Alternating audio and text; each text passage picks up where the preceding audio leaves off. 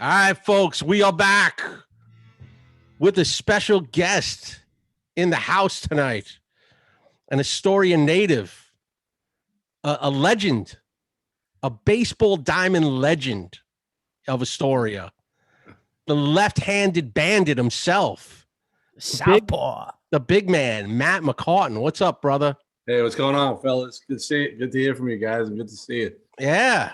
Been a minute. Yeah, right? Jeez, yeah, it's been about 35 years of a minute. Damn, right? For the folks out there, Matt's a childhood buddy of both me and Mike. We've known each other for 40-plus years. Of all the people from Mac, bro, Matty is probably the most famous in a lot of different ways. He's a successful businessman, law enforcement, great guy, great baseball player. He's met a ton of celebrities that put me and Mike to shame. Just all-around good guy.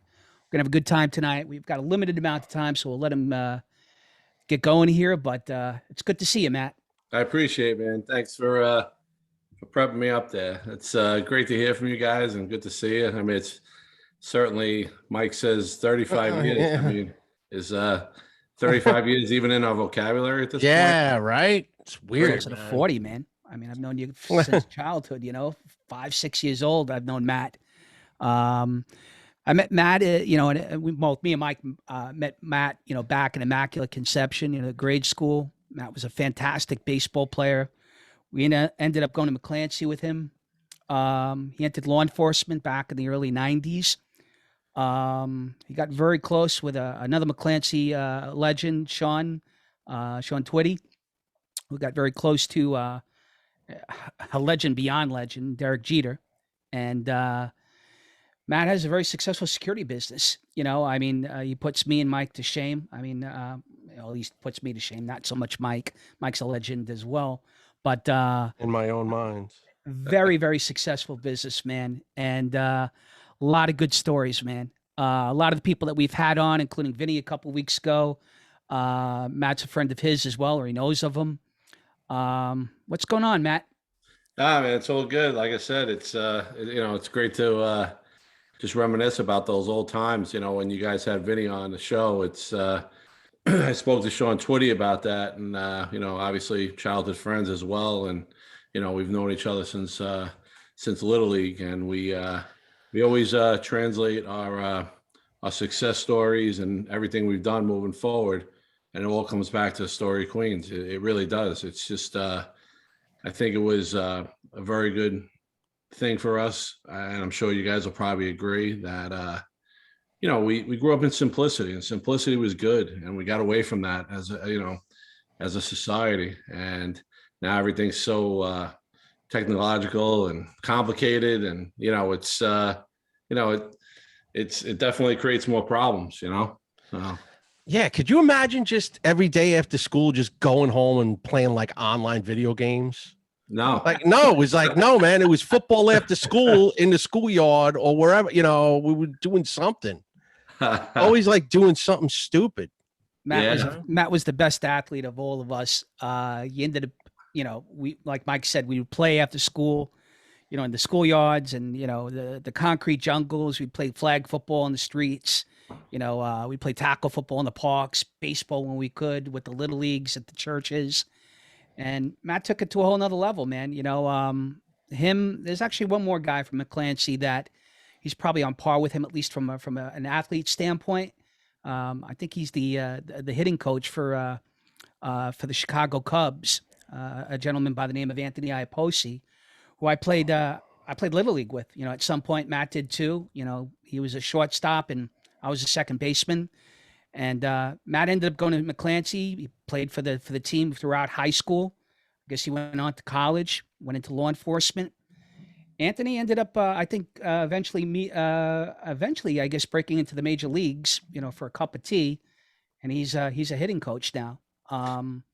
Yeah, so Anthony and I, obviously, we go way back from to our Little League days, and still great friends till this day, and it's just amazing when we all get together, whether it's a McClancy alumni game or just an average get together. It just seems like we fall back into that old school, like goofing around, and it's just unbelievable how you could just kind of connect with people after people's lives get busy and you get caught up in different things, and but baseball and and like the law enforcement world always just seem to connect, and it's till this day. I mean, I can say along with you guys, I've established some great friendships over the years, and it's been a lot of it had to do with sports. I mean, I really can't say enough about it. You took it to a whole nother level, Matt. I mean, what Matt did was he married sports and he married law enforcement in his knowledge. He's been in law enforcement for 20 plus years, like Mike. And a lot of the Matt guys did. We've got guys who went to the FBI, NYPD, Nassau, I believe Suffolk as well. And some are retired, still on the job. But Matt took it to a point where he married the two. He made a business out of it. And he met baseball royalty, man. He ended up becoming involved with one of the greatest New York Yankees of all time, Derek Jeter. And a regret of mine is that me and Matt kind of drifted our own ways for many years. So I guess Matt really got entwined with him, I didn't get a chance to meet him like some of the other Astoria guys. And he's like one of my favorite ball players of all time. Such a class act. Tell us a little story, in terms of how you got involved and married the two businesses, Matt, as far as the sports and the law enforcement. Yeah. So, I mean, after, my college career, I had a full baseball scholarship to New York Tech, and went to junior college before that. I was All-American there 2 years. And, I was fortunate enough to get a full scholarship. And then I had a free agent tryout with the Houston Astros subsequently soon thereafter. And, after that, didn't really pan out too well. I started my, my law enforcement career just like Mike did at a very young age. And through all that, I used sports through the police department to kind of, make my way as well. But also, you keep those old contacts. I mean, prior to social media and even texting or, phone calls, I run into Sean Twitty on the street, and, he's playing for the Seattle Mariners. I mean, you talk about, you guys spoke about, great athletes, in our neighborhood and everything. I mean, there's a guy, wow. He, phenomenal, man. Yeah. This guy, he's up there with, the Astoria legends, like, with a Whitey Ford or, guys like that, a Dave Valley, there's so many, but Sean, he certainly, he put McClancy on the map in terms of baseball, and he made his way through the sport until this day. He's had a successful career, managing, athletes and taking care of, a lot of stuff in the baseball world. So, I'm proud of him. I commend him for everything that he's done. It's been great. Now, Matt, are you involved at all with the Jeter's Leaders organization? Yeah, I actually am. So for the last, 20 years or so. I would say about 20 years. I got involved. Sean had asked me to come down and help out at one of the camps, and one thing led to another. And Derek has, the Jeter's Leaders in New York City as well as Kalamazoo, and it's such a great thing. It brings different communities together. It gives these kids an opportunity to do some amazing things. There's some great corporate sponsorships that are involved that, keep these programs up and running. And I was able to, have an opportunity with my guys to obviously, participate in that. And really, just to see it from the outside looking in, it was just, it still is. We're still involved, a tremendous experience. So, I wish more athletes today would do these foundations and really get involved and get connected with the community. I feel like it's so imperative, and it's such an easy thing to do. Listen, there is commitment, and when you want to do something, you want to do it right. But there is a commitment, and Derek certainly took that to a different level, and he's probably raised over $30 million in the 20 some odd years that he's had the Turn 2 Foundation. So great accomplishment, off the field, and obviously, on the field accomplishments. I don't think they get into that. Yeah. But my neighbors, one of my neighbor's kids is actually in Jeter's Leaders. We were just talking the other day, and they have the big conference, I think, in Michigan coming up in the summer. Somewhere in Michigan. I think it's a University of Michigan, and the kid's going out there. He's been his daughter's been doing it for a few years now, and they have like all these the conferences and everything. He said it's one of the best things his kid ever got into. Yeah, I mean, So, we've done some amazing things. I mean, we've been to New Orleans. We've revitalized schools and had the kids come down. We've had some corporate sponsorships like Home Depot and different people like that to come down and assist us. And we've after the hurricanes down there was a lot of there was a lot of heartache down there, and there's a lot of work to be done to get those communities up and going. So we'd pick a project and we'd go down there and we'd make it happen. One year we did a baseball field, and it's so gratifying and satisfying, and the kids they get so into it, and they're so they love it. It's just such a great feeling of satisfaction. So. And I think a lot of that stuff, we brought up with Vinny a couple weeks ago, Matt. So you've been all over the country.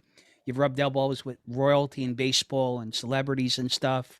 You got a successful business. How often is it that you go to different parts of the country and you run into people that know of Astoria or are from Astoria, or that, do you ever come across that? Oh, all the time. It's so crazy. And the truth is, most of the people you run into, we're just there for a short time. They're not, ingrained like our families for generations.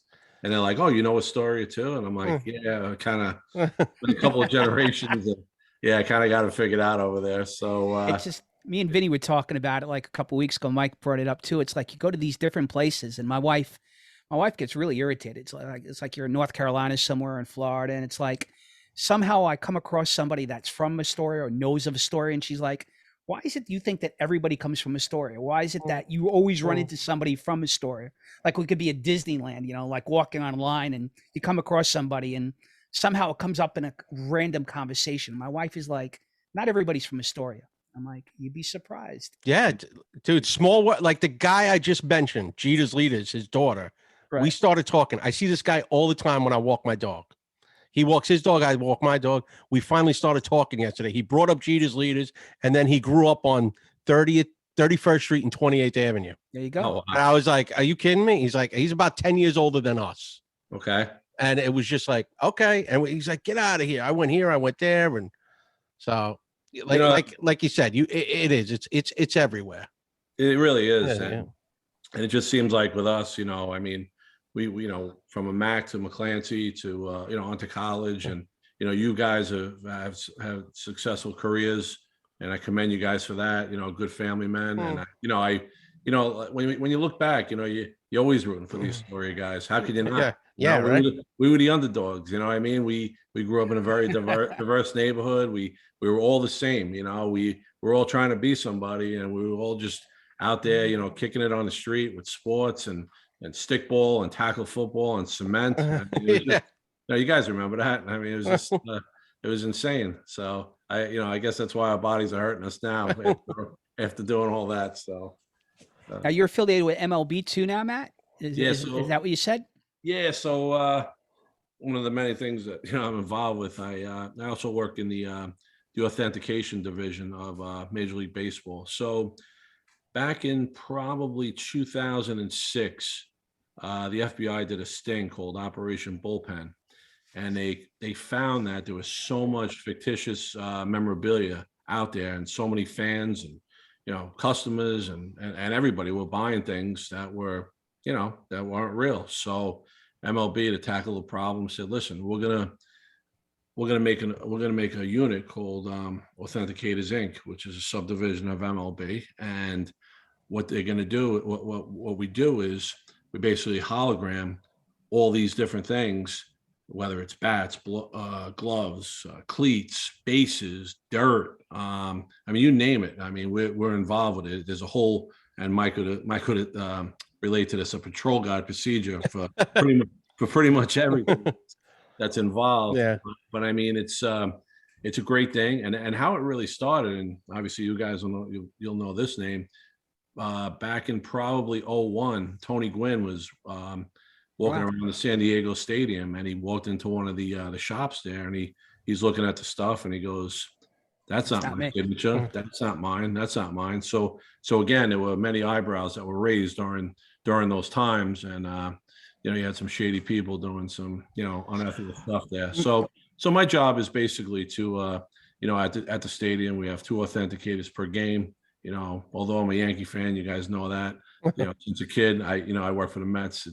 It's a lot easier commute-wise and other reasons. But it's we work the games, and we make sure that all the stuff is legit. We hologram everything. We put things into a database system. And it's a pretty neat gig. I mean, Yeah. especially you being around baseball, still you're watching the game differently. You're not watching the game per se. It's kind of different. Sometimes I look up when I'm doing my paperwork and I say, what's the score of the game? That's how differently I'm watching the game. Yeah. Well, I had an interaction in that field a couple of years ago, Matt. I've actually got a tape with me and Mike and the Mad Dog, and it was the night that the day after A-Rod hit his 3 home runs. And I guess he was signing a whole bunch of autographs and he was declining people, right? So I called up Mike and the Mad Dog and I'm like, it's different, today in terms of autographs and memorabilia where, years ago, like you'd buy an upper deck ticket to Shea or to Yankee Stadium and you get there early and you go near the field with your glove and stuff. And, some random ball players would come by and sign your autograph, whatever. So in the stadium now, and Mike can attest to this as well. You can't really do that anymore. Like if you've got an upper deck ticket, or if you got a ticket in City Field, you're not getting to field level and waiting for these guys to sign. So I got on Mike and the Mad Dog, and I started complaining. I'm like, the only way that you can really get a lot of this stuff right now is through Steiner Sports. And Mike was like, what do you mean? He goes, look, I'm a collector. I've got a lot of memorabilia from Rivera. I've met a lot of the Yankees and, the old Yankees too, like Mickey Mantle and DiMaggio. He goes, what, do you sell it? I go, no, I have it in my house. I'm a collector. He goes, so what's your point? I go, the point is, when we were kids, you could go up to the stadium and get a lot of these guys and sign for free, where a lot of it now is for money. And a lot of it to the point where you sign this, send this stuff in and you can't get it signed, unless you pay something. Yeah. So he kept on going on, and eventually he hung up with me. He took my point, and within about 20, 30 minutes, Steiner Sports, the head of Steiner Sports, called in, and he was irate. He goes, why are you allowing people to come on my show and disparage my business? Because nobody disparaged your business. The guy was just pointing out, it's a little bit of different. He goes, is it true that, you're charging $400 or $500 for autographs, and a lot of the times you're not getting to meet the guy? You send in the material, like you said, to be authenticated and signed and sent back. He goes, no, they do it all the time. I go, I'm listening to this and I'm like, I mean, you can tell from experience, Matt, it just seems like the whole thing changed. But it was interesting how this guy reacted towards it and how angrily he reacted towards it. Yeah, he probably took it, Brandon probably took it differently. And the truth is, you know what? I mean, how great would it have been, as kids, just to, get an autograph straight up from somebody. Yeah. You have that connection with that player right there at that moment. And you know what? And the player knows deep down, there's a good chance, you may never have that moment in time with that player and that interaction. So, I don't like that. I like the old school way. One of the things that I've seen over the years, probably in the late 90s, early 2000s around Yankee Stadium, that these collectors would give a kid $50 and say, hey, get so-and-so's autograph. And it'd be the same kid every single day. And the kid would sign it. And then, he'd get the 50 and he'd sell it for $250. So, Gotcha. It was a business. Yeah. It cheapens. Yeah. There's so much. Yeah. That market gets so oversaturated. Like I'll tell you one quick story. When I first got to the stadium in 2002, there was an old time cop there that was there for like 30 years. Mm-hmm. And he talked about autographs. He goes, half of them are fake, kid. He goes, I was standing at the press gate one day. He goes, this is like in the 70s when Reggie played. And the other cop goes, they're all fake. And he goes, what do you mean? He goes, get me a baseball right now. And he could do a Reggie Jackson autograph. So he did a Reggie Jackson autograph. Reggie comes in. He goes, hey, Slugger, did you sign this ball? And Reggie just looked at it quick. He goes, oh, yeah, that's definitely my signature. And he just kept moving. He goes, yeah. He goes, half of it's fake. If you don't see them sign it, he goes, because what was the old saying back then? The clubhouse balls, they were called. Yeah. The kids that worked in the clubhouse would just mimic the signature, or there was a guy in the clubhouse that could do every guy on the team's signature, and that was it. Why bother the player? Yeah, it's unfortunate, like somewhere along the line, like a line's got to be drawn. I mean, with things, and listen, it always, unfortunately, everything always comes back to the almighty dollar. And, like I said, and with something like that, I mean, you look at just the other night real quick, the whole thing with Aaron Judge with, with that kid in the stands and the Toronto Yeah, it's Blue Jay fantastic. fan. I mean, Yeah. listen, I mean, that's why baseball is America's pastime, because of situations like that, not because of, other things and rules and this and that. It's about those connections. And it goes back to how, our childhoods were formed through sports and through, interactions with, with people, on the street. And, it just all comes together. I mean, Yep. for me anyway, I can speak for Well, myself. I also remember too, like 02, 03 when Sheffield played, he already had his own hologram on his baseball. He had it was a picture of him with a chef's hat on. And that was he had a hologram sticker. So he knew. And I think Bonds too, at the time when he was chasing the record, every ball he signed, he hologrammed it. Because I only know of one guy down there when interleague play was going on that got his autograph. And it was a hologram on the sticker from his agent. That's cool, man. That's Yeah. cool. Hey, Matt, did you get a chance to meet Ted Williams? I never did. Or like any of the old timers? Like I know you obviously with a lot of the new guys you met, obviously, but I had an opportunity to meet Yogi, and that was kind of special. And, and obviously, not too old, but Joe Torre, and, we kind of have that whole Queens, Brooklyn connection, and, right. College, high school Catholic baseball. And, it was kind of cool. And Joe is great always to speak to. He looks you straight in the eye. He got his attention, and he's a great guy. I mean, I'm so happy that he had the career he had as a player and obviously as a manager. So, nice. I had the pleasure, I think I mentioned this to you off air a couple of times, but I had a pleasure of like meeting a lot of the old timers. I met Whitey Ford, who's from Astoria. And I told Mike on the show a couple of weeks ago where I have an autograph from Whitey, and I wanted Whitey to like sign his address on my autograph. Mm-hmm. And the daughter was like, "Oh, he's not doing that." He goes, "He'll put your address there." And he goes, "What are you, Greek?" I go, "No, I'm Italian." And he goes, "Everybody from Astoria is Greek." And he was pretty funny, but he wrote my address to Whitey, to Chris. I met, get this, at a card show. I met Mickey Mantle and Joe D on the same day. Oh, wow. I got DiMaggio's autograph, and then my father couldn't afford for both autographs. So when I was done with Joe, I went over to Mickey, and I shook Mickey's hand.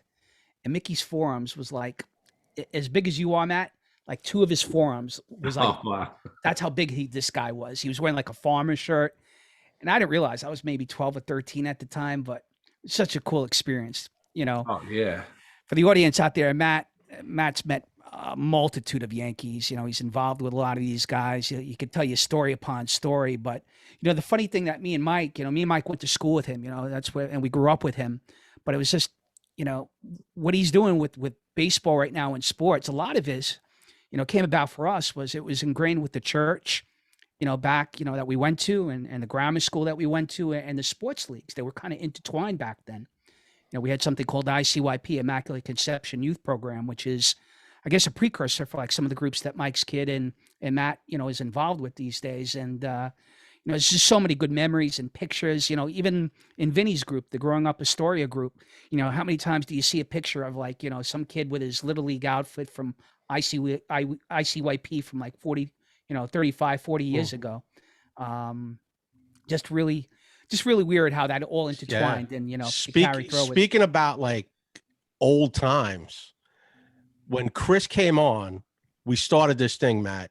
And you remember this, dude. Whatever happened to Pete Rose? Oh boy. And I think the mystery has kind of been solved. Really? Because all right, Vinny Serio was on a couple of weeks ago, right? Yeah, I heard it. Yeah. And then Chris gets a thing on Facebook of go on the Facebook site and look up this thing. And this is from like 2019. Someone goes, who remembers Pete Rose? And then like 100 things come up. And one guy was like, I just saw him 2 years ago. He looks great. He's like 63 years old. Oh my God. He's still running around the neighborhood. Oh boy. Definitely a strange scenario. I'll tell you, there's one character, and I'm sure we can't really go into all the stories tonight, but there's one character I think that rivals Pete Rose. He's a mutual friend for me and Mike and Matt. And I gotta be honest, he's a great guy. But Patty St. Pat, I'm not going to mention his last name. Obviously I don't want to blow him up here, but he's a regular reviewer of the show, and he's probably one of Matt's oldest friends in the sense that they grew up very close to each other. And when you talk about characters, like Mike said, I brought up Pete Rose, because Pete was such a character. He was a little bit older than us, but I think somebody that probably rivals him, who hopefully will get on the show one day, is Pat. And you're a childhood buddy of his. You probably know Pat as long, if not longer than I do. It's just such a great guy, man. Yeah. I think Pat's like the mayor of Astoria now, because he's been there forever. Like him and his brother Paul are like co-mayors of Astoria. Oh boy, dude, those guys are great, man. They're great. Pat's our age, and you've heard me and Michael talk about him on the podcast throughout the show. He watches the show, he critiques it. We've got so many stories, but there's a couple of stories I won't go into tonight. But like I told you off air, Matt, like he's kind of like revising history. So maybe we can get both of you guys on the show one day and kind of dispel the notion of certain events that happened in our childhood. That'd be hilarious. Pat, the gauntlet's been drawn, Pat. The ball's in your court, bro.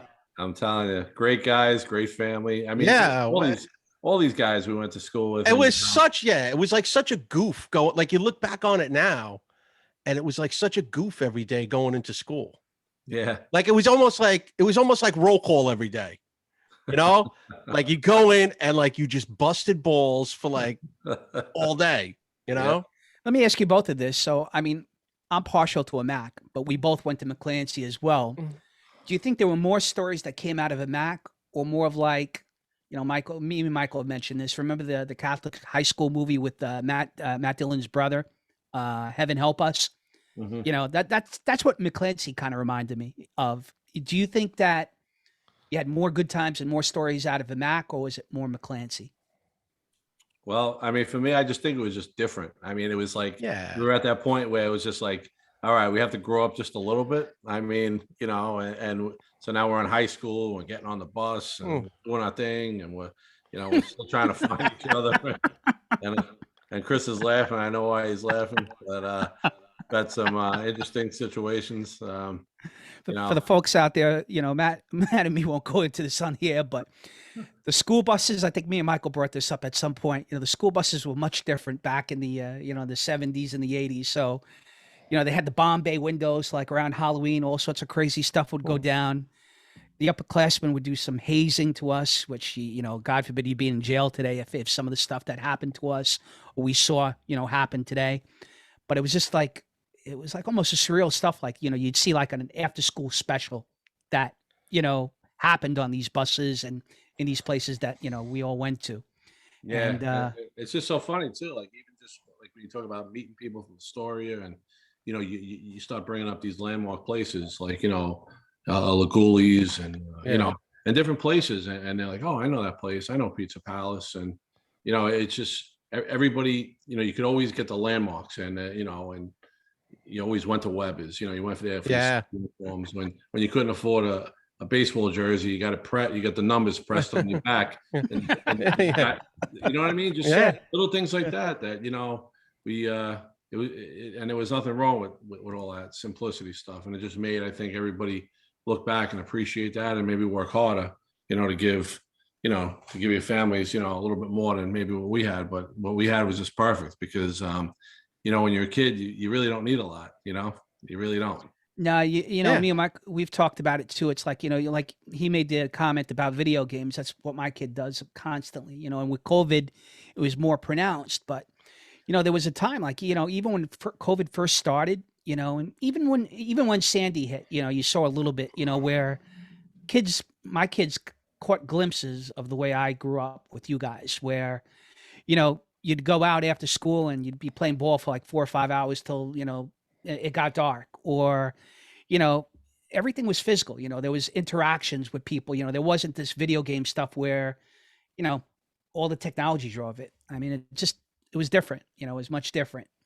But, I gotta be honest with you, man. I'm not blowing smoke. I mean, you've got to probably be the most successful guy coming out of our group, I think. Yeah, I mean, I'll tell you what, Diane down in Florida is doing pretty well. I mean, I don't know, in terms of success, that she has the same level, but she's, she's another girl that we went to school with a Mac. I think she's got a whole bunch of successful places in Florida, and she's been written up. I'm sure there are others too that Oh, you know that who I we know. ran it? You know who I ran into about 7-8 years ago working? Rob. TJ's buddy Rob. Oh yeah, he's very successful Yeah, too. I went to won't school with drop. him. Yeah, I won't drop any last names, but Yeah. Rob. He's a pharmacist. Yeah. Yeah. I'm working in Manhattan. I see a guy who I think is smoking crack. I grab the guy. We go in, put the guy in the van. I'm like, man, I got to use the bathroom. Oh, there's a pharmacy right there. I walk into the pharmacy and I asked the one guy behind the counter, I was like, can I use your bathroom? And as I'm walking to the back, all I hear is, hey, Mike, what's up? I turn around and it's Rob. He owns the pharmacy. He owns a pharmacy. He did own a pharmacy, I think down on like, I guess it would be like the Chelsea section. Is it Chelsea? Down up by like 23rd Street over there on the west side. So Mike, when I'm in the, I'm doing a patrol many years ago on the midnights, and I'm walking to a 7-Eleven, random, 2 in the morning in Syosset, get a cup of coffee to try to, stay awake through the night. And behind me, I hear this laugh. And I'm like, I know that laugh. And it's only one laugh. And it's Chris Muscolino. And I said, oh my God, after all these years, I'll never forget that laugh. Well, needless to say, we had maybe 1 or 2 cups of coffee that night. So Matt and I were altar boys. So is Michael. And, Pat, who, we just mentioned, likes to make mention that, when I enter a church, the paint peels like, I'm like the Antichrist. And I do have a unique laugh that's kind of maniacal. My kids actually have it too. My wife hates it. But it's funny. I remember that night. And I'm like, holy crap. I was working at a brokerage firm, I guess, in that area. And, Matt's been on the force for many, many years. And it was just so great to see him. We drifted ways, after college and high school and stuff. So I hadn't seen him in a while, but it was just so great to see him. Kind of happened with Michael too. I mean, me and Michael have been buddies for 40 plus years, but there was a point in time where we kind of drifted apart, families, school and stuff. And just, I relish this podcast in the sense that I get to maintain a friendship that, like you said, about technology and the way we grew up probably wouldn't have existed 20 years ago. We would have gone our separate ways, and maybe you would have come across each other when you visited your parents. But for the most part, the stuff that we're doing right now, we probably, the good part of this is you wouldn't have had it 30 years ago unless you crossed paths. So I'm kind of thankful for the technology in that point. And, it definitely was great running into you that time, and just reacquainting. There are other guys in Astoria too that I would love, to come across, I mean, Pat, we keep in touch with, and we've had a couple other characters on this show from Astoria as well, including Vinny. And, there are many others, I mean, there's a huge Facebook group that we've highlighted in the last week or 2 weeks ago episode, Growing Up Astoria. And I think that group is fantastic because, like I told Vinny, it's like you see people from all different age groups, from like our parents' age to like, current generations, and they all reminisce about Astoria. It's just so great, in terms of like, reminiscing. We're kind of pressed for time here tonight, Matt. So obviously I don't want to hold you up. But, in terms of anything else, was there anything else you wanted to bring up? I mean, no, I just want to, thank you guys for having me on the show and catching up. And, whenever anybody asks me where I'm from, it's always Astoria, Queens, no matter where I am now or where I'm going to end up down the road. But yeah, it always goes back to Astoria. And if you say, oh, where are you from? And I say Astoria, Queens, because that's where it all started, So for me, it's, I'm proud of that neighborhood, and, I'm proud of all the people that we, engage and certainly happy that, everyone that we're involved with is doing well for themselves. It's definitely, difficult out there. And the fact that, we've had so many good stories and heard so many good things about some of our past classmates and and people in the neighborhood. It's just, it's good when you see somebody from our old hood do well. that's great, man. I mean, I'm so happy. I all my friends, that are big Yankee fans, I always tell you a story. I'm like, this guy's a fantastic guy. He knows baseball royalty, I mean, most of us would give our left arm, like Yankee fans like me, to meet Jeter. or anybody of that nature. You know, I know you've got a lot of stories besides him as well. And Sean's a great guy. You know, he's another guy, you know, that, you know, a story, a guy that, and again, I constantly bring you up, you know, in passing with my friends and stuff, and I tell how successful you are. And it always comes back to Astoria, you know, in terms of where we grew up. I always goof about, you know, off air with you, you know, in terms of like, you know, do you ever tell like some of these famous guys like Jeter about Astoria? And, you know, it's funny how you laugh about it, and, you know, you kind of slip it in here and there. Yeah, there's always some good, outrageous, funny stories that I guess whether you're a celebrity or not, you'll certainly appreciate. You definitely would appreciate it. Get a chuckle out of it. I told Mike, it's been a project of mine. I've been writing a screenplay about Joe Strummer's life, who's the lead singer of The Clash. It's one of my favorite bands of all time. But in the back of my head, I have 2 or 3 other projects that I've kind of developed as well. And one of them happens to be, you know, our time as growing up in Astoria. So hopefully at some point, you know, maybe I can develop that story too, because we just have so many things I've experienced in that neighborhood that I would like to translate, you know, to like a story. And there's a guy that I guess grew up not too far from us. He kind of did a movie like it. It was called A Guide to Recognizing His Saints, Dito. Yeah. And, Yeah. you know, that was pretty good, but he was a little bit older than us. And that movie, you know, as great as it was and as good as it was a little bit on the darker side. I'd love to go to the other side in the sense, like what we talked about, the characters, the stories, the hysterical stuff that happened. And maybe one day we'll get Pat on the show and kind of get to the bottom of the whole Christmas Eve altar boy incident that he questions. Candlegate. Yeah. Good times. We're so happy to have you on, man. You know, thank you so much. You have anything to plug? Any businesses? We do it every episode. Yeah, it was a pleasure, man. I mean, like I said, you know, working my business, Upfront Security Associates, and you know, we have a great security company. We do armed, unarmed guards. We do background checks. We do all kinds of stuff, and we have an office over in Melville. And you know, we're doing pretty well with all this stuff, and we're you know, trying to take it to a different level. So you know, it's like everything else. You know, you gotta hit the pavement. You know, That's it. We know about hitting the pavement, right? In the story. So we always root for the underdogs. You know, the underdog. There's a guy a couple weeks on that I guess he's from Woodside or Jackson Heights. And I was telling him about how rough his story was. And he's like, story is like freaking Disneyland. He goes, it's not the hood. You know, you're making that to be like the hood. And I'm like, you know, Michael kind of agreed with me, but he kind of agreed with him too, in the sense that, like, you know, block by block, it was a nice neighborhood, but there was some rough spots too. Yeah. So, you think about all the transition you go through, you know, you think about like the break dancing and all that stuff. Yeah. all those different eras of, you know, car batteries being stolen. And, you know, I mean, it was, you know, there was a lot going on, you know, you had a lot of stuff going on in the 70s, Son of Sam and all that stuff. So it was certainly interesting, but I want to thank you guys again. It was a pleasure getting with you guys. Hopefully we get together soon, you know? Definitely. Anytime. Man. Personally and on the air, you know, so. Definitely, man. Definitely. Hopefully we can have you on again sometime with Patty. Yeah, man. That'd be cool. All right, Mike, take it away, man. All right. Well, man. We got like 10 seconds. So listen, thanks for everybody. We'll see you next week. And Patty St. Pat's, the fucking gauntlet's been drawn, bro. Gauntlet's been done. Down. It's down. You will be. You will be there. Later.